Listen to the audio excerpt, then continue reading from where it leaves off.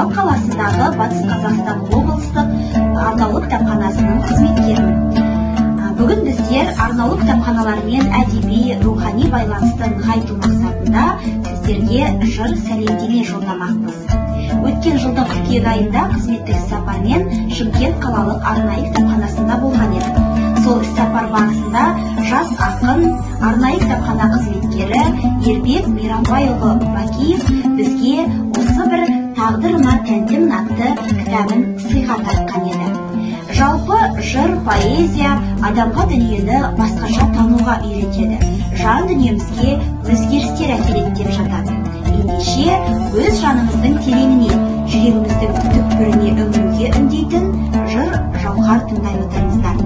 Ермек Бакиевтің 5 күндік жалғанда атты өлеңін оқып бермекпін. Көңілге жинап қайтемін мұңды, ұмтылам асқақ арманға, шүкір етемін қарсы алып күнді, 5 күндік мына жалғанда.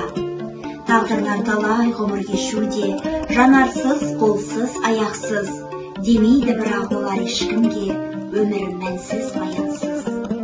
Шүкірлікпенен қанағат қылар, қолында барын тең бөліп, қара мен ақты саралап тұрар, жақсылық жағын жөн көріп. Әр сәтін күннің бағалайықшы, бақытқа балап барынша, келмес бұл уақыт айналып кері, қайталап көңіл сағынса. Сыйластық қалсын санада мәңгі, бауырлар, достар, адамдар, қосылып бірге шырқайық әнді, қарсы алсын жарқын замандар.